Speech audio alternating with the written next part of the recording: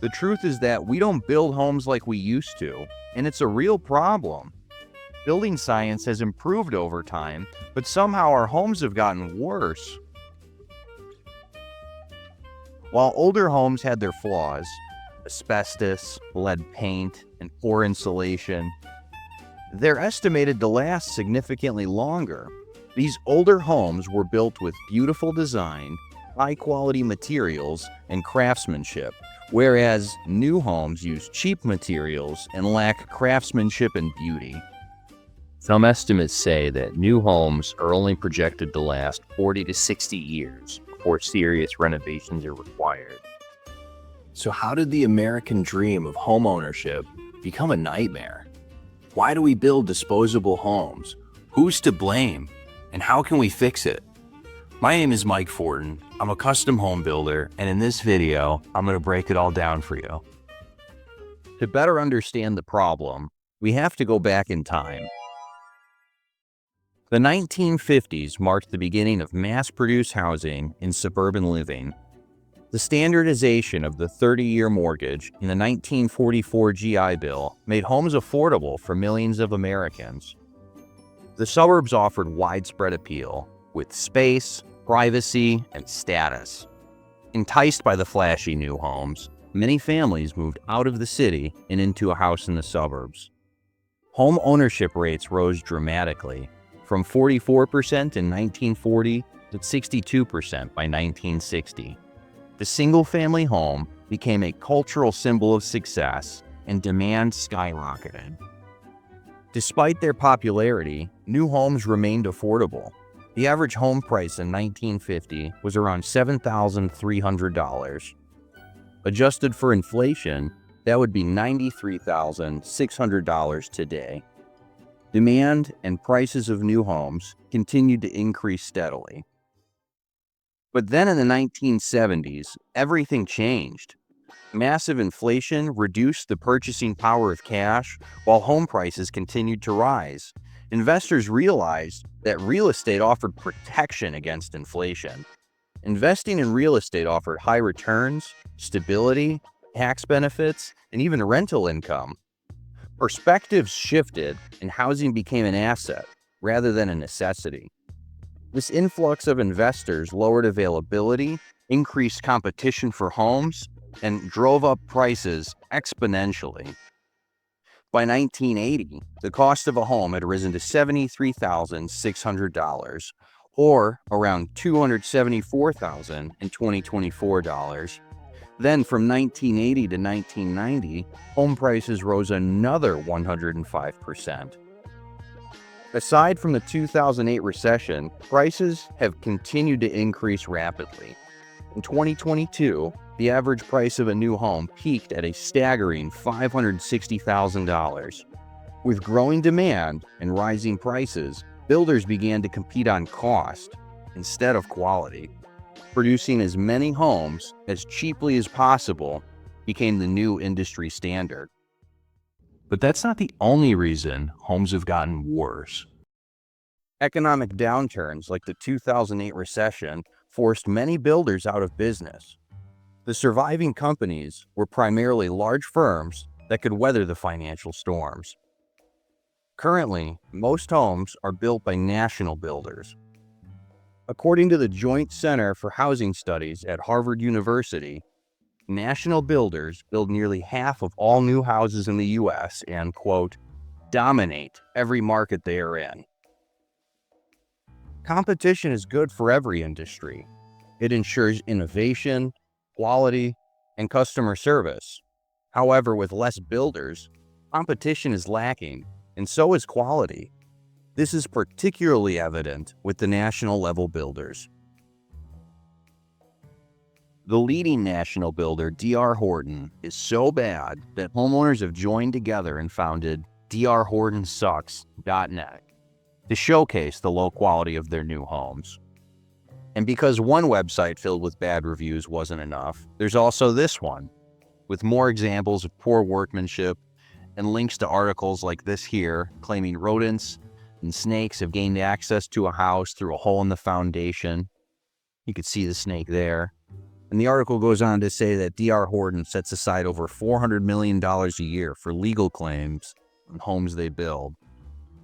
Switching builders, there's also a site dedicated to showcasing poor workmanship by Lennar, alleging issues such as improper AC unit installs, leaks, mold, and more. And while I couldn't find a dedicated site for Pulte, there's still plenty of bad reviews. Mold, leaks, builder denies all warranty claims. And my personal favorite, they gave Brenda a free swimming pool. A grading issue causes her backyard to fill with water anytime it rains. If you've lived in one of these homes, comment your experience down below. Now, I should clarify, it's not just production builders, it's custom builders too, even the so-called luxury custom builders. Contrary to popular belief, custom homes typically get the same treatment as production homes, just with better marketing and a slight increase in quality. You might get Advantex sheathing instead of OSB, maybe spray foam instead of fiberglass, but for the most part, it's the same shitty wood house. There's no real innovation taking place. I met one so-called luxury builder at a networking event.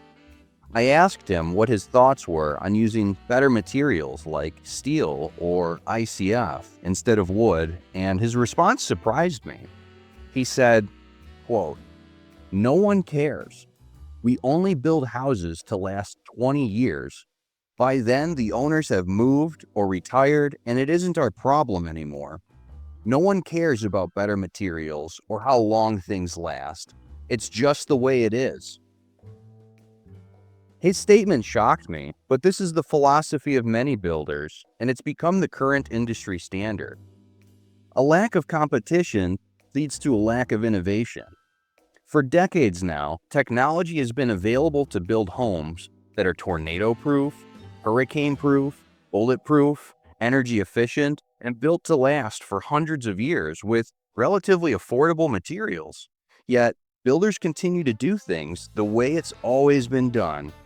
A century has gone by, and we've seen almost no significant innovation in the way our homes are constructed. But if we've been building houses the same way for 100 years, how can they be worse now than they were then? How can the same wood house last half as long when it's built today?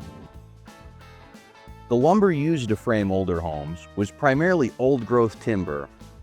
These old trees were denser, stronger, and more resistant to moisture and pests.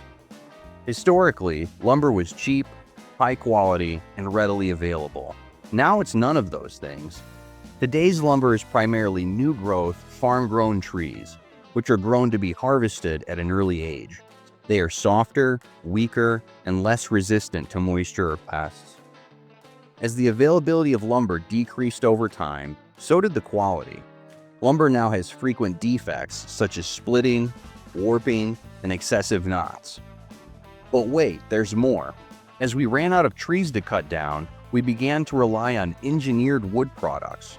1x6 tongue-and-groove boards that were used for sheathing were replaced by plywood, and plywood was later replaced by OSB, also known as oriented strand board.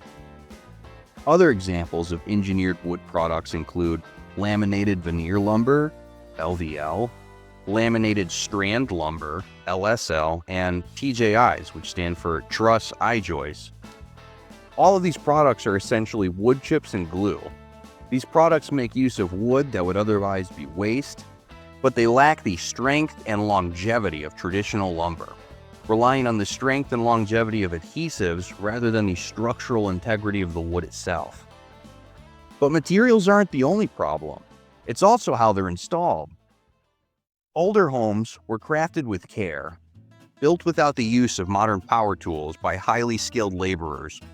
Project timelines were typically longer, which encouraged precision and accuracy. Apprenticeships were thorough, and the culture viewed construction as an honorable profession where quality workmanship was praised. Today, it's very different. The industry is facing a serious skilled labor shortage. Young people avoid the trades, and for every 3 tradesmen that retire, only 1 enters. And homes today are built on rushed timelines by laborers who are often lacking in skill and experience. But surely there must be some skilled laborers, right? Yes, but they're typically only on the most expensive projects. With industry trends pushing for fast and cheap, builders tend to utilize less skilled laborers to keep costs down. The result is low-quality homes that will not stand the test of time. Despite industry trends, there are some amazing homes being built, and there's steps you can take to ensure you get the quality you deserve. So what's the solution? First, consider building with better materials. Wood is only one of the many ways to build. All around the world, homes are built out of concrete.